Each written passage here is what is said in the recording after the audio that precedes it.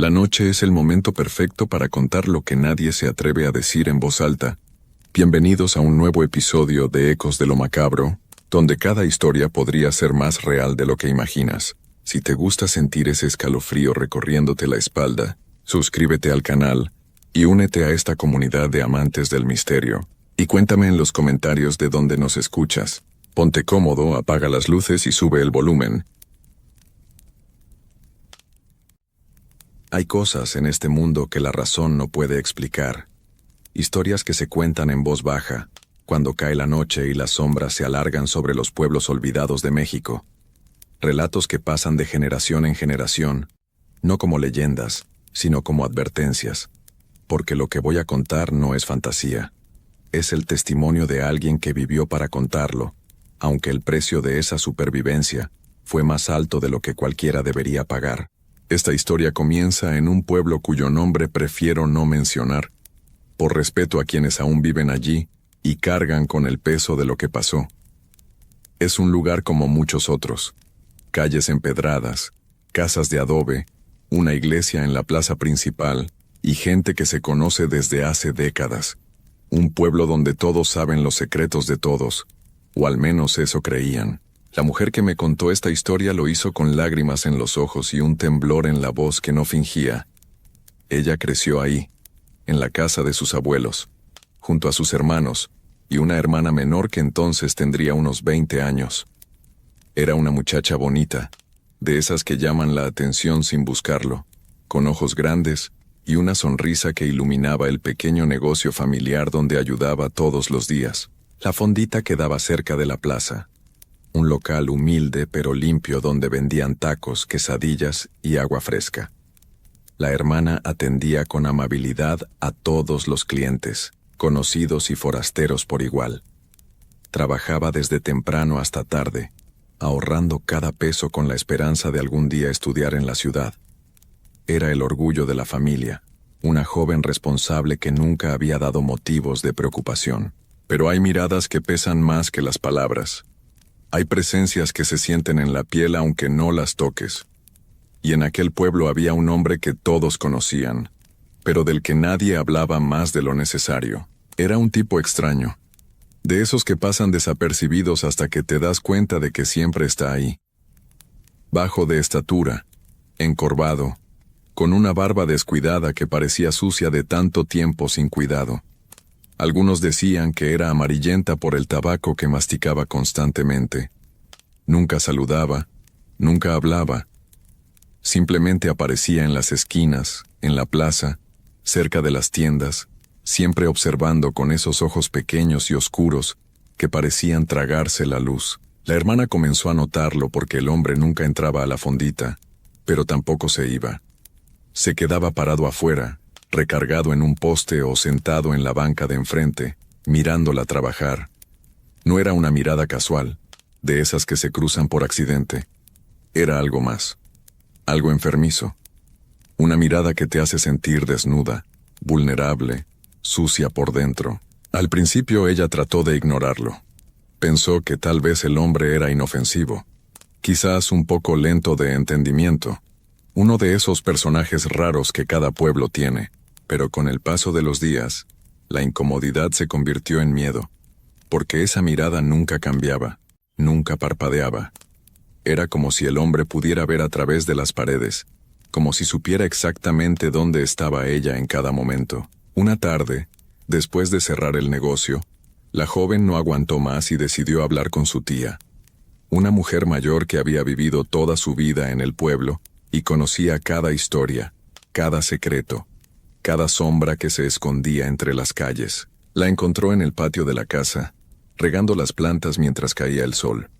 La muchacha se acercó con cuidado, tratando de encontrar las palabras adecuadas. «Tía, quiero preguntarle algo sobre un hombre del pueblo». La mujer mayor levantó la vista, secándose las manos en el delantal. «¿Cuál hombre, mija?» «Ese señor bajito, el de la barba amarilla. El que siempre anda por la plaza pero nunca habla con nadie». El rostro de la tía cambió al instante. La sonrisa desapareció y sus ojos se llenaron de una preocupación profunda. Dejó la regadera a un lado y tomó a su sobrina por los hombros, mirándola fijamente. ¿Por qué preguntas por él? ¿Te ha hecho algo? No, tía. Es solo que siempre está afuera de la fondita. Me mira de una forma que me da miedo. La mujer mayor cerró los ojos por un momento, como si estuviera reuniendo fuerzas para decir algo que preferiría callar. Escúchame bien, mija. Ese hombre no es lo que parece. Hay quienes dicen que es un nahual, uno de esos que pueden transformarse en animal cuando cae la noche. Otros juran que es algo peor, algo que no debería caminar entre nosotros. ¿Un nahual? Pero esos son solo cuentos, ¿no? Hay cuentos que nacen de la verdad, mija. Yo no sé exactamente qué es ese hombre, pero sé que no es normal. Hace años desaparecieron 2 muchachas del pueblo. Nunca las encontraron. Y antes de que se perdieran, ambas habían contado lo mismo que tú, que ese hombre las seguía, que las miraba de esa forma. El corazón de la joven se aceleró. Sintió un frío que no venía del aire de la tarde. ¿Qué debo hacer, tía? Nunca estés sola cuando él ande cerca. Nunca cruces su mirada directamente. Y si alguna vez sientes que te está siguiendo, corre. No voltees. No lo pienses. Simplemente corre hasta llegar a un lugar con gente. La conversación terminó ahí, pero las palabras de su tía se quedaron grabadas en la mente de la muchacha como una advertencia de muerte. Desde ese día, ella tomó más precauciones. Pedía a sus hermanos que la acompañaran a cerrar el negocio.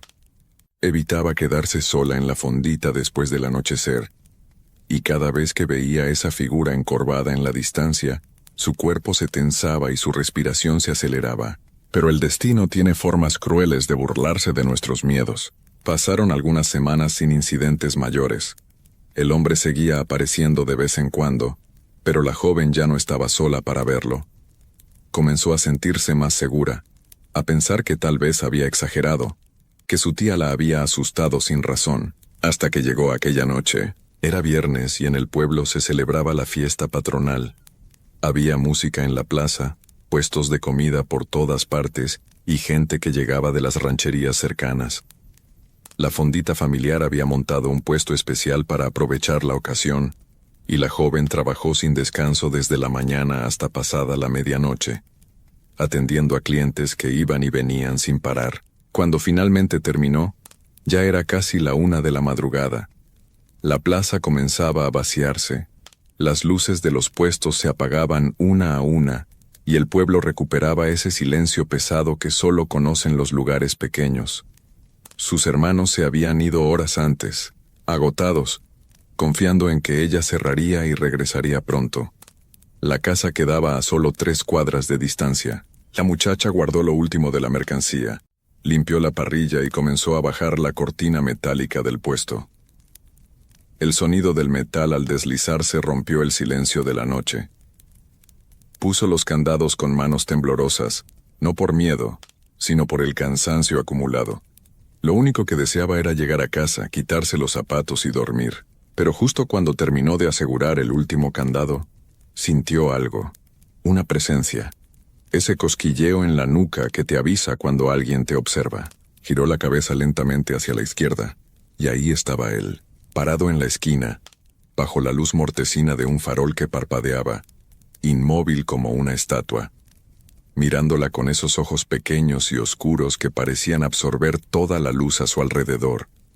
La barba amarillenta se movía ligeramente con el viento nocturno, y aunque estaba a varios metros de distancia, la joven pudo sentir su respiración, espesa y húmeda, como si el aire mismo se hubiera vuelto denso. El miedo la golpeó como un puño en el estómago. Las palabras de su tía resonaron en su cabeza. No voltees. Corre. Y eso hizo. Echó a correr con todas sus fuerzas, sin mirar atrás, con el sonido de sus propios pasos resonando en las calles vacías. Corrió las 3 cuadras que la separaban de su casa como si la vida le fuera en ello, tropezando con las piedras del empedrado, sintiendo que en cualquier momento una mano la agarraría por el hombro y la arrastraría hacia la oscuridad. Llegó a la puerta de su casa sin aliento, golpeando desesperadamente hasta que su hermano mayor abrió con cara de susto. «¿Qué pasó? ¿Por qué vienes así?» Ella no pudo responder. Simplemente se dejó caer en el sillón de la sala, temblando, tratando de recuperar el aliento. Miró hacia la calle a través de la ventana, Pero no había nadie. La calle estaba vacía. El hombre no la había seguido, o al menos eso parecía. Su hermano insistió en saber qué había pasado, pero ella mintió. Dijo que se había asustado por unos perros callejeros. No quería preocuparlo. No quería que pensaran que estaba exagerando. Además, técnicamente no había pasado nada. El hombre solo estaba parado ahí. No la había tocado. No la había perseguido. ¿Qué podía decir? ¿Qué iba a denunciar? Se fue a dormir tratando de calmarse, repitiéndose que todo estaba bien, que estaba a salvo en su casa, que mañana sería un nuevo día, y todo esto quedaría atrás. Pero a las 3 de la mañana despertó. No fue un despertar gradual, de esos en los que abres los ojos lentamente y te das cuenta de que es de madrugada.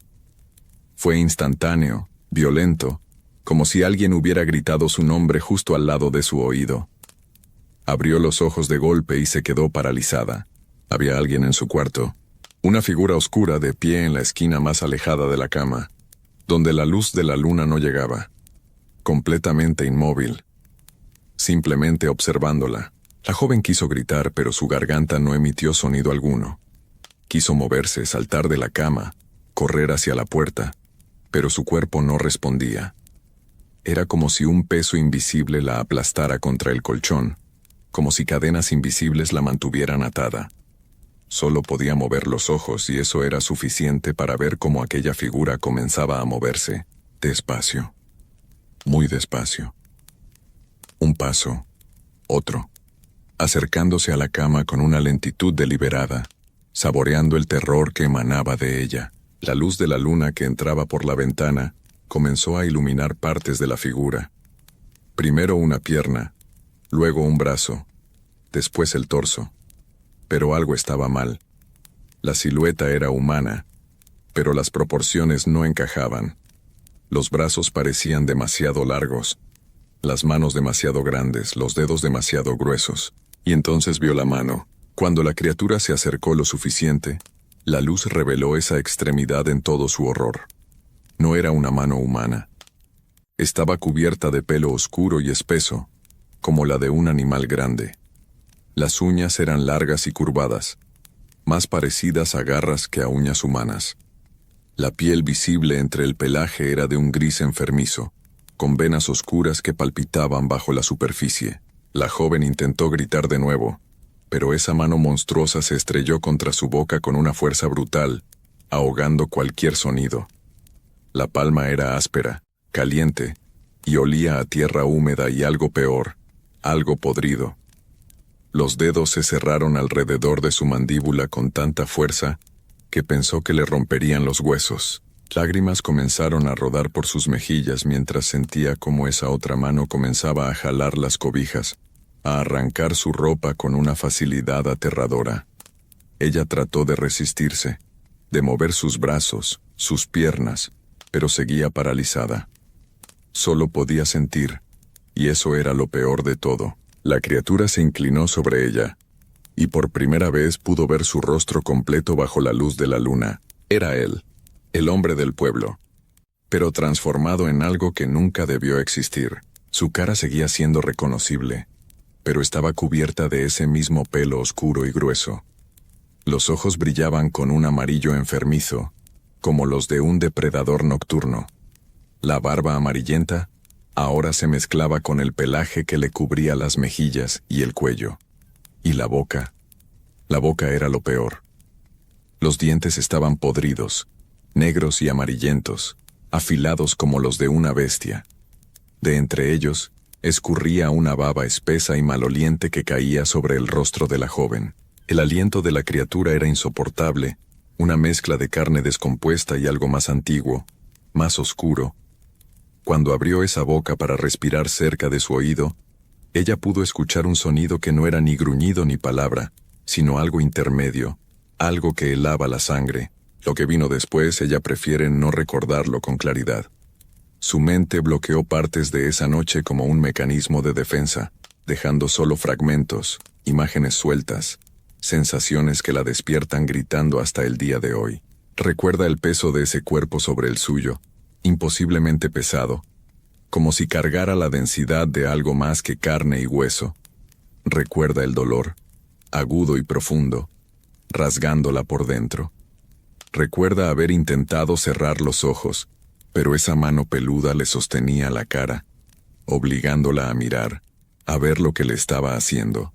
Recuerda haber rogado en silencio, porque su voz no funcionaba, rezando a todos los santos que conocía, suplicando que alguien entrara a su cuarto, que sus hermanos la escucharan, que alguien, cualquiera, la salvara, pero nadie vino. Y cuando todo terminó, cuando la criatura finalmente se apartó de ella, la joven pudo ver cómo se enderezaba junto a la cama. La figura permaneció ahí de pie unos segundos más, mirándola con esos ojos amarillos que brillaban con satisfacción. Entonces, sin prisa, comenzó a caminar hacia la ventana, y ante los ojos de la muchacha, la criatura simplemente se desvaneció en las sombras, como si nunca hubiera estado ahí. La parálisis desapareció de golpe. La joven se incorporó en la cama, jadeando, temblando sin control. Miró alrededor del cuarto con desesperación. La ventana seguía cerrada. La puerta también. No había señales de que alguien hubiera entrado. Pero su cuerpo le decía otra cosa. El dolor era real. La sensación de suciedad era real.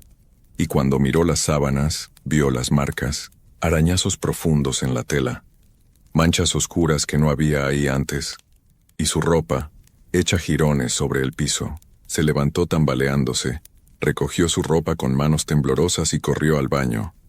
Se metió a la regadera sin esperar a que el agua se calentara, frotándose la piel con tanta fuerza que quedó roja y lastimada, tratando de limpiarse de algo que sabía que no se podía limpiar con agua. Lloró ahí, bajo la regadera, durante lo que le pareció una eternidad.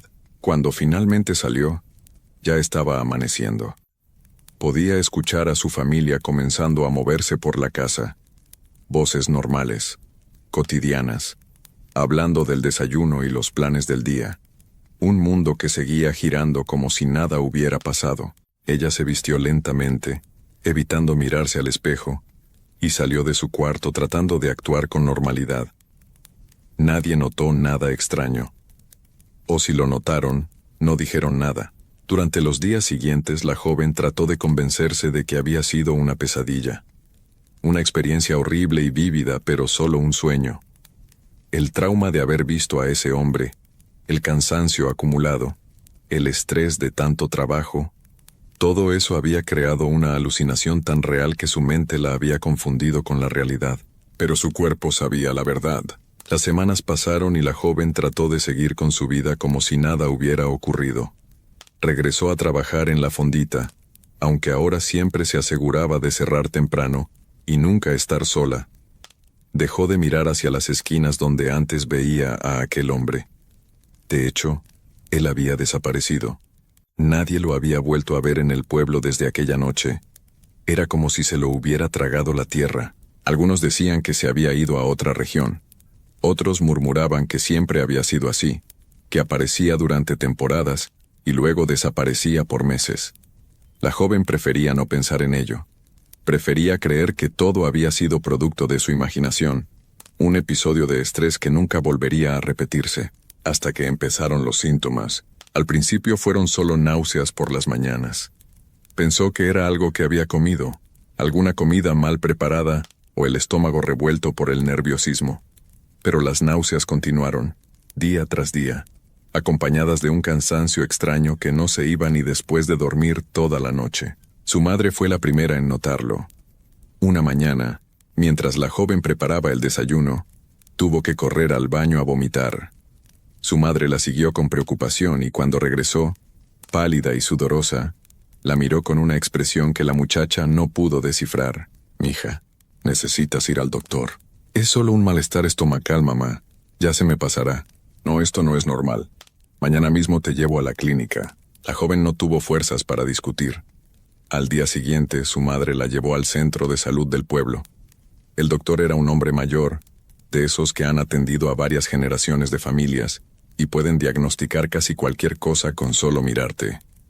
La examinó en silencio, hizo algunas preguntas que ella respondió con evasivas, y finalmente le pidió que esperara mientras preparaba unos análisis. Cuando regresó, su rostro era serio, Necesito hablar con usted y con su mamá. El corazón de la joven comenzó a latir con fuerza. Sabía lo que venía antes de que el doctor abriera la boca.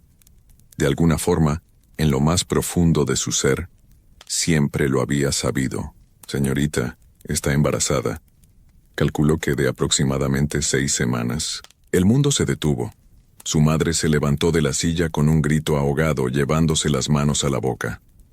El doctor continuó hablando, dando explicaciones sobre cuidados prenatales y vitaminas, pero la joven ya no escuchaba. Solo podía pensar en aquella noche, en esa criatura, en lo que le había hecho. El viaje de regreso a casa fue un silencio sepulcral. Su madre no dijo una sola palabra, pero las lágrimas corrían por sus mejillas. Cuando llegaron, llamó al padre y a los hermanos mayores. Lo que siguió fue una tormenta, gritos, acusaciones, preguntas que ella no podía responder. Su padre caminaba de un lado a otro de la sala, rojo de ira, exigiendo saber quién era el responsable. Sus hermanos amenazaban con encontrar al hombre y hacer justicia con sus propias manos. Su madre lloraba sin parar, preguntándose dónde habían fallado como padres. «¡Dinos quién fue! ¡Dinos su nombre!». La joven permaneció sentada en el sillón con la mirada perdida, sin responder. ¿Qué podía decir? ¿Que había sido violada por algo que no era completamente humano? ¿Que una criatura había entrado a su cuarto en medio de la noche y la había dejado embarazada? ¿Quién le creería? La tacharían de loca, de inventar historias para ocultar algún romance secreto. Al ver que no obtenían respuestas, la familia cayó en un silencio amargo. Su padre dejó de hablarle durante semanas.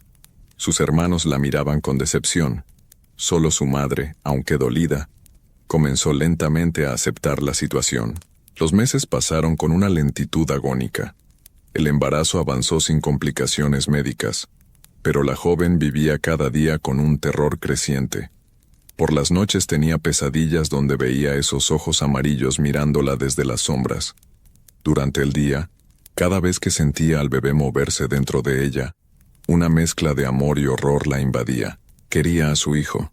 A pesar de todo, quería protegerlo y darle una vida digna. Pero al mismo tiempo, temía lo que podría salir de su vientre. ¿Sería un niño normal? ¿O llevaría la marca de su padre, de esa cosa que la había atacado? El parto llegó una noche de tormenta. Los relámpagos iluminaban el cielo mientras la joven gritaba en el hospital del pueblo. Fue un parto largo y difícil, y cuando finalmente escuchó el llanto del bebé, cerró los ojos con alivio. La partera limpió al recién nacido y lo envolvió en una manta antes de entregárselo. La joven extendió los brazos con manos temblorosas, preparándose para lo peor, pero cuando vio a su hijo por primera vez, no pudo evitar llorar. Era hermoso. Un bebé completamente normal, con todos sus deditos, su pequeña nariz y sus labios rosados. La piel suave y sin marcas extrañas. 10 dedos en las manos, 10 en los pies. Nada de pelaje, nada de garras, nada que indicara que era hijo de una criatura, excepto los ojos. Cuando el bebé abrió los ojos por primera vez y la miró, ella sintió un escalofrío. Eran hermosos, de un color claro inusual, casi brillante, pero había algo en esa mirada, algo antiguo, algo que no debería estar en los ojos de un recién nacido. Lo llamó Salvador, aunque todos en la familia terminaron diciéndole Chava. El niño creció fuerte y sano, más rápido de lo normal. A los pocos meses ya gateaba con una agilidad sorprendente. Al año caminaba y corría como si tuviera 3. A los 2 años hablaba con una claridad que asombraba a los vecinos. Era un niño hermoso, de esos que llaman la atención donde quiera que van. La gente lo adoraba. Decían que tenía un encanto especial, una presencia que te hacía sonreír sin razón. Pero su madre conocía la verdad detrás de esa belleza. Chava era diferente. Podía sentir cosas que otros no sentían. Sabía cuando alguien estaba a punto de llegar antes de que tocaran la puerta. Encontraba objetos perdidos sin que nadie le dijera dónde buscar, y los animales reaccionaban extraño ante él. Los perros ladraban y retrocedían. Los gatos arqueaban el lomo y bufaban. Las aves dejaban de cantar cuando él se acercaba, Pero lo que más perturbaba a la joven era la mirada de su hijo. A veces, cuando estaba distraída, podía sentir que Chava la observaba, y cuando volteaba a verlo, encontraba esos ojos claros fijos en ella con una intensidad que no era propia de un niño. Una mirada que le recordaba a aquella noche, a aquella criatura, a esos ojos amarillos que brillaban en la oscuridad. En esos momentos, el amor que sentía por su hijo se mezclaba con un miedo profundo que no podía controlar. Los años pasaron. Chava creció para convertirse en un niño educado y cariñoso, al menos en apariencia. Ayudaba en la casa, sacaba buenas calificaciones en la escuela, jugaba con otros niños.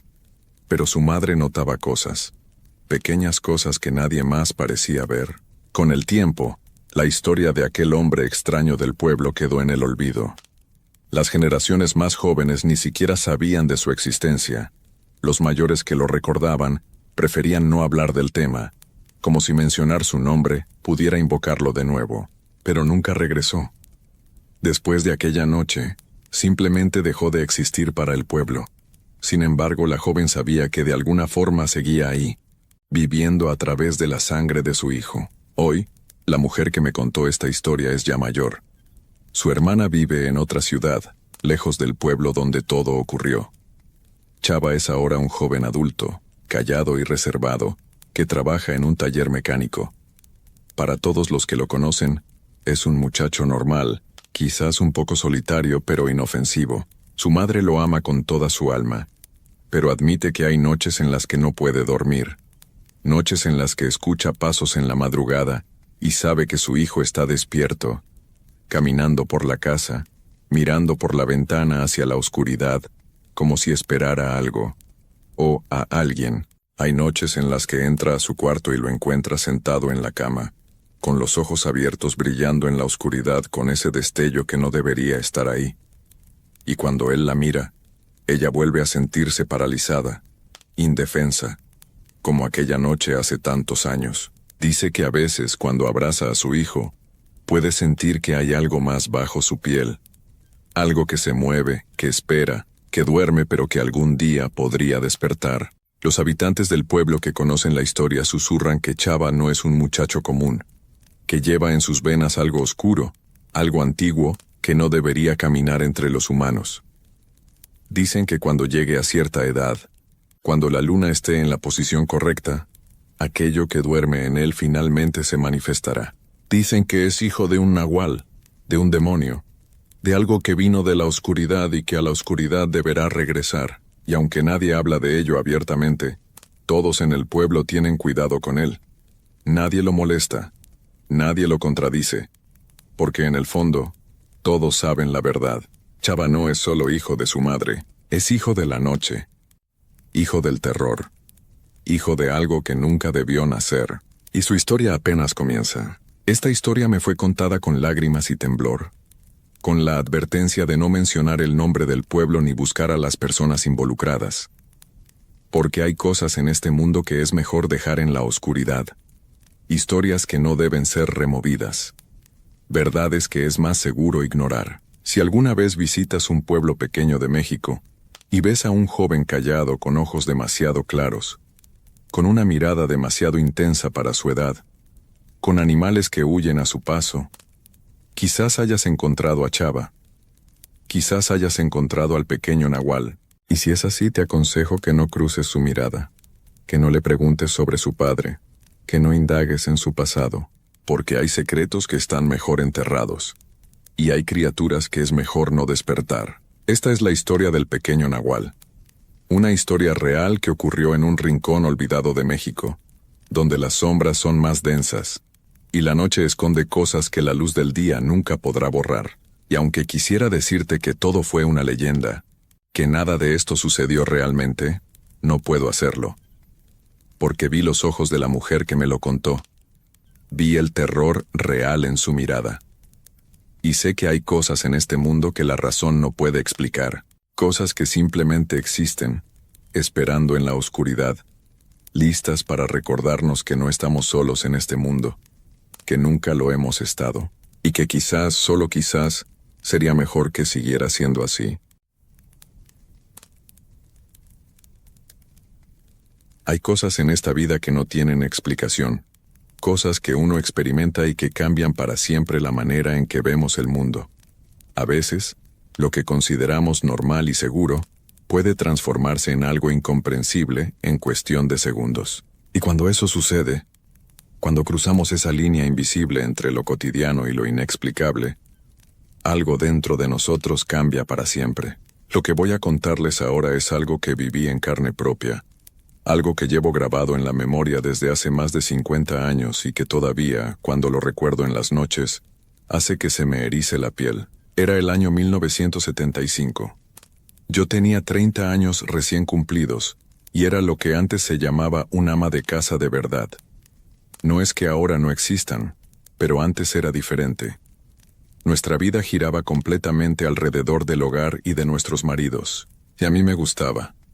Me gustaba levantarme temprano, prepararle el almuerzo a mi esposo, tener la casa impecable, las cortinas bien planchadas, y la comida lista para cuando él regresara del trabajo. Mi nombre es Teresa. En aquel entonces vivíamos en una casa pequeña pero bonita, en una colonia tranquila de la ciudad. Era una de esas casas antiguas, de las que tenían patio y banqueta amplia. Justo en la esquina, a unos cuantos pasos de nuestra puerta, había una ermita. Era pequeña, con una virgencita dentro que los vecinos cuidábamos entre todos. Siempre había flores frescas y veladoras encendidas.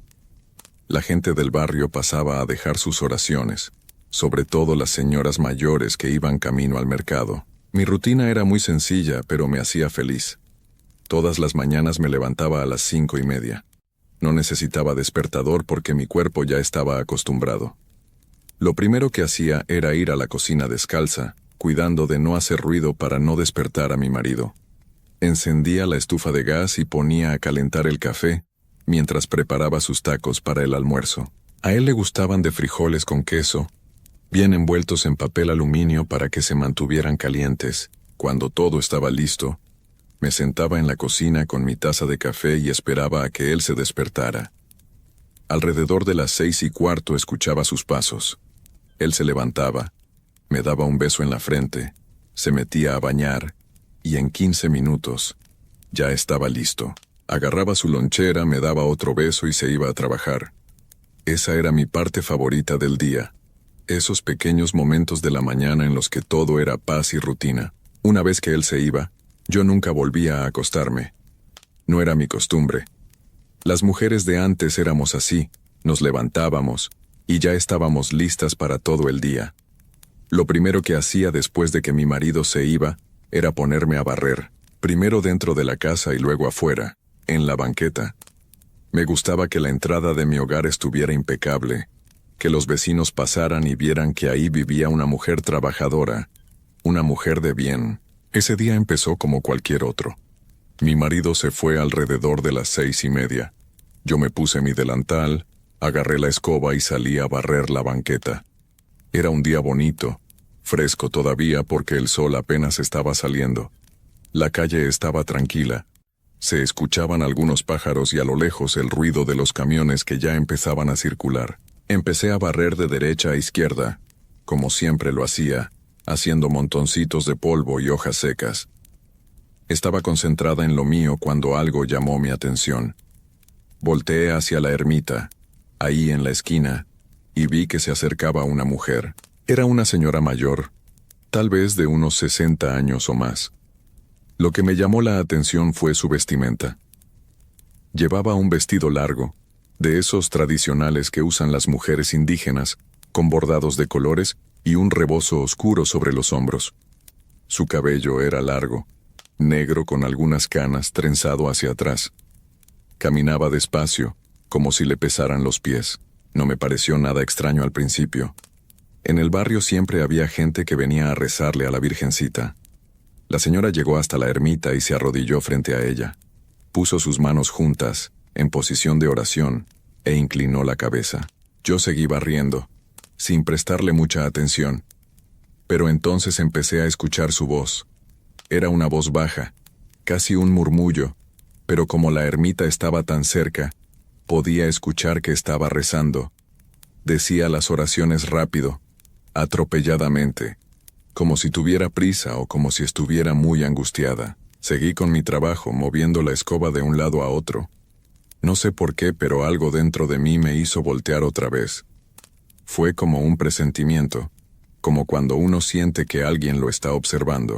Cuando giré mi cabeza hacia la ermita, me quedé helada. La señora había volteado a verme, pero no fue un volteo normal. Fue rápido, brusco, como si hubiera sentido mi mirada sobre ella. Y sus ojos estaban clavados en mí con una intensidad que nunca había visto. Traté de actuar normal. Le sonreí un poco y le dije buenos días, señora. Ella no respondió nada, solo siguió mirándome con esos ojos oscuros y profundos. Me sentí incómoda, no voy a negarlo. Así que volteé hacia otro lado y seguí barriendo, esta vez hacia mi derecha, alejándome un poco de la ermita que quedaba a mi izquierda. Pasaron unos segundos, tal vez un minuto, pero otra vez esa sensación me invadió, esa sensación horrible de que algo no estaba bien, de que alguien me seguía mirando. No quería voltear, no quería hacerlo, pero no pude evitarlo. Cuando giré mi cabeza nuevamente, lo que vi me dejó sin aliento. La señora ya no estaba en la misma posición. Ya no estaba arrodillada frente a la Virgencita. Ahora estaba de lado, pero seguía de rodillas, y su cabeza estaba completamente girada hacia mí. Me miraba fijamente, sin parpadear, sin moverse. Y entonces comenzó algo que jamás olvidaré. La señora empezó a moverse, pero no se movió como lo haría una persona normal. Siguió de rodillas, pero comenzó a avanzar hacia mí. Y lo peor, lo más aterrador, es que venía de espaldas. Sí, así como lo escuchan. Venía caminando de rodillas, pero al revés, con la espalda hacia adelante y la cara volteada completamente hacia mí, mirándome todo el tiempo. Me quedé paralizada. La escoba se me resbaló de las manos y cayó al piso con un ruido seco. No podía moverme, no podía gritar. Solo podía ver cómo esta mujer se acercaba a mí de esa manera tan antinatural, tan imposible. Sus rodillas se movían sobre el pavimento, una tras otra, haciendo un sonido rasposo. Debía dolerle terriblemente. Debía estar lastimándose, pero ella no mostraba ningún signo de dolor. Su rostro permanecía inmóvil, serio, con esos ojos clavados en mí. Y entonces empezó a hablar. «¿Dónde está mi hija?», dijo. Su voz era ronca, áspera, como si le costara trabajo sacar las palabras. «¿Dónde está mi hija?», lo repitió una y otra vez mientras seguía avanzando hacia mí de esa forma horrible. «¿Dónde está mi hija? ¿Dónde está mi hija?». Yo no sabía qué hacer. No sabía qué decir. Mi mente estaba completamente en blanco del terror. «No sé», logré decir. «No sé quién es su hija. No sé de qué me habla». Pero ella no parecía escucharme. O tal vez sí me escuchaba, pero no le importaba.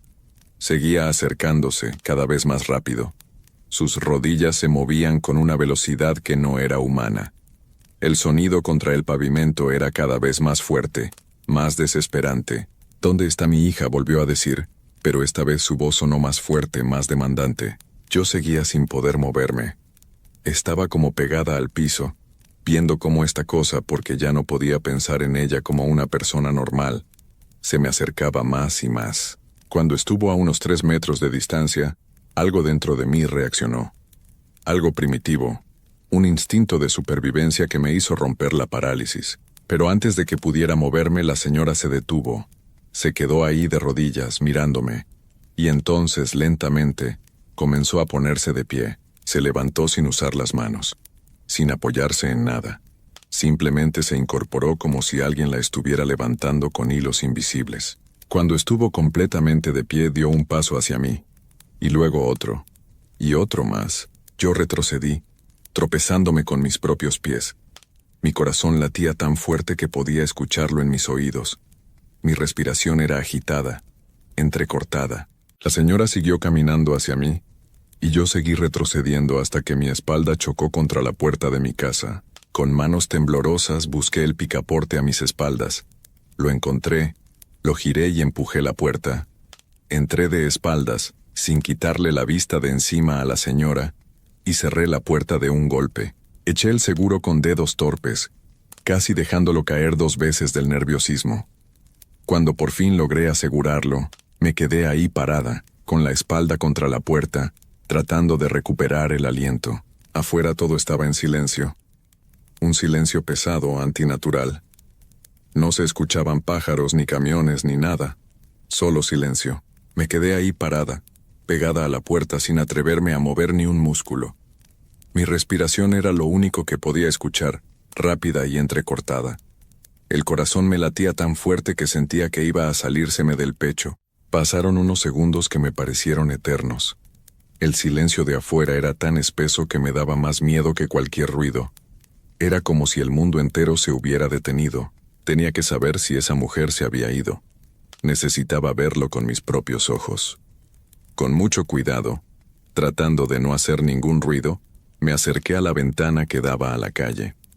Las cortinas estaban corridas, así que solo necesitaba mover una pequeña orilla para poder ver afuera. Coloqué mi mano temblorosa sobre la tela y la moví apenas unos centímetros. Lo suficiente para poder asomar un ojo. Lo que vi me hizo retroceder de inmediato, pero no pude apartar la mirada. La señora seguía ahí. No se había ido. Estaba parada en medio de la banqueta, justo frente a mi casa, mirando hacia la puerta. Pero no estaba quieta. Se movía de un lado a otro, caminando lentamente, como si estuviera midiendo el espacio, como un animal enjaulado que camina de pared a pared buscando una salida. Iba de izquierda a derecha, de derecha a izquierda una y otra vez. Sus movimientos eran mecánicos, repetitivos, y en todo momento mantenía su mirada fija en mi casa. Sentí que las piernas me temblaban. Quería correr, esconderme, desaparecer, pero no podía dejar de mirar. Era como si algo me obligara a seguir viendo, a ser testigo de esa cosa horrible que estaba pasando. De repente la señora dejó de caminar. Se quedó completamente quieta, mirando directamente hacia donde yo estaba, hacia la ventana. Me paralicé. Sabía que las cortinas estaban corridas. Sabía que era imposible que me viera. Pero aún así sentí que sus ojos me atravesaban, que me veían a través de la tela, a través de las paredes, a través de todo, y entonces comenzó a caminar hacia la ventana. Dio un paso, 2, 3. Cada paso era lento, deliberado. Sus pies arrastrándose sobre el pavimento hacían un sonido áspero que logré escuchar incluso desde adentro de la casa. Cuando llegó a la ventana, se detuvo justo frente a ella. Yo seguía ahí petrificada, incapaz de moverme aunque cada fibra de mi ser me gritaba que me alejara. La señora levantó sus manos lentamente y las colocó sobre el cristal. Luego acercó su cara. Su rostro quedó a centímetros del vidrio, separado de mí solo por la cortina y unos pocos centímetros de distancia. Podía ver su silueta a través de la tela. Podía ver cómo su aliento empañaba el cristal. El vaho se extendía sobre la ventana, formando un círculo cada vez más grande con cada respiración, y entonces volvió a hablar. «¿Dónde está mi hija?», dijo. Su voz sonaba amortiguada por el vidrio, pero aún así logré escucharla perfectamente. «¿Dónde está mi hija? ¿Dónde está mi hija?», lo repetía una y otra vez como una oración, como un canto macabro. Su voz no mostraba emoción. No había tristeza, ni desesperación, ni enojo. Era monótona, vacía, mecánica. El vaho en la ventana crecía y crecía. Pronto cubrió casi todo el cristal, y en medio de ese vaho, empecé a ver algo más, marcas, como si alguien estuviera dibujando con el dedo sobre el vidrio empañado, pero nadie estaba dibujando. Las marcas simplemente aparecían, formándose solas en el vaho. No eran dibujos claros. Eran líneas irregulares, círculos incompletos, formas que no tenían sentido. Como si alguien estuviera tratando de escribir algo pero no supiera cómo hacerlo. «¿Dónde está mi hija?», siguió diciendo la voz. «Dime dónde está mi hija». No pude soportarlo más. Solté la cortina y me alejé de la ventana tropezando con mis propios pies. Retrocedí hasta que mi espalda chocó contra la pared del otro lado de la sala. Pero la voz no se detenía. Seguía y seguía. «¿Dónde está mi hija? ¿Dónde está mi hija?». Cada repetición sonaba más fuerte, más insistente, más desesperada. Y entonces gritó. «Dime dónde está mi hija». Fue un grito agudo, desgarrador que atravesó las paredes y me taladró los oídos. Me tapé las orejas con las manos, pero no sirvió de nada. El grito parecía venir de todas partes a la vez. De afuera, de adentro, de arriba, de abajo. Cuando el grito terminó, el silencio que siguió fue aún peor. Un silencio absoluto, total, como si el mundo entero hubiera dejado de existir. No podía quedarme ahí. No podía seguir en la sala tan cerca de esa ventana, tan cerca de esa cosa que estaba afuera. Necesitaba esconderme. Necesitaba encontrar un lugar seguro. Mis ojos recorrieron la casa desesperadamente. La cocina. No. Tenía una ventana que daba al patio. El cuarto tampoco. Tenía 2 ventanas grandes. Necesitaba un lugar sin ventanas. Un lugar donde esa mujer no pudiera verme. No pudiera encontrarme. El baño. El baño no tenía ventanas. Solo tenía una pequeña rejilla en la parte alta de la pared, pero era demasiado pequeña para que alguien pudiera mirar a través de ella. Corrí hacia el baño como si me persiguieran los mismos demonios del infierno. Abrí la puerta de un jalón. Entré y la cerré detrás de mí con tanta fuerza que toda la casa tembló. Eché el seguro. Era uno de esos seguros viejos de los que tienen una palanquita que giras para trabar la puerta.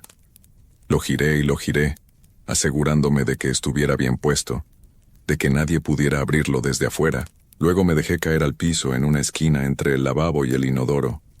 Me hice bolita abrazando mis rodillas contra mi pecho, haciéndome lo más pequeña posible, y empecé a rezar.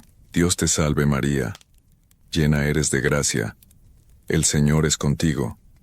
Las palabras salían de mi boca atropelladamente, mezcladas con sollozos. Bendita tú eres entre todas las mujeres, y bendito es el fruto de tu vientre Jesús. Cerré los ojos con fuerza y seguí rezando. Era lo único que podía hacer, lo único que me quedaba. Santa María, Madre de Dios, ruega por nosotros pecadores, ahora y en la hora de nuestra muerte. Amén. Repetí la oración una y otra vez, aferrándome a las palabras como si fueran un salvavidas en medio del océano. Como si las oraciones pudieran protegerme de lo que estaba pasando. No sé cuánto tiempo estuve así. Tal vez 5 minutos, tal vez 10. El tiempo había dejado de tener sentido. Pero entonces escuché algo que me heló la sangre, un ruido, desde adentro de la casa. Era el sonido inconfundible de la puerta principal abriéndose. El rechinido de las bisagras que siempre me había molestado y que nunca le pedí a mi marido que arreglara. Alguien había entrado a mi casa. Dejé de rezar. Dejé hasta de respirar. Me quedé completamente inmóvil escuchando. Pasos. Escuché pasos dentro de mi casa. Pasos lentos, pausados, que recorrían la sala. Podía escuchar cómo se movían sobre el piso de mosaico, ese sonido particular que hacen los zapatos contra el suelo. Los pasos se dirigieron primero hacia la cocina. Los escuché alejarse y luego detenerse. Hubo un momento de silencio. Luego los pasos volvieron, regresando por donde habían venido. Caminaron por la sala otra vez. Luego se dirigieron hacia el pasillo, hacia donde estaba yo. Mi corazón latía tan fuerte que estaba segura de que quien fuera que estuviera ahí afuera podría escucharlo. Apreté más fuerte mis rodillas contra mi pecho y cerré los ojos, rogando, suplicando que no me encontrara. Los pasos se acercaban cada vez más. Pasaron frente a la puerta del cuarto, siguieron avanzando, y entonces se detuvieron, justo frente a la puerta del baño. Contuve la respiración. No me atreví a mover ni un músculo. El silencio era absoluto. Podía escuchar el zumbido de mis propios oídos, la sangre bombeando en mis venas. Y entonces escuché una voz. «Mi amor, ya llegué». Era mi marido. Por un momento no lo pude procesar. Mi cerebro no podía entender lo que estaba pasando. Era la voz de mi marido, eso era seguro. Pero no podía ser él. No podía estar ahí. Él debería estar trabajando. Él no llegaría hasta la tarde. «Mi amor», volvió a decir, «estás ahí adentro, te escuché, abre la puerta». Con manos temblorosas alcancé el seguro de la puerta. Lo destrabé lentamente, con cuidado.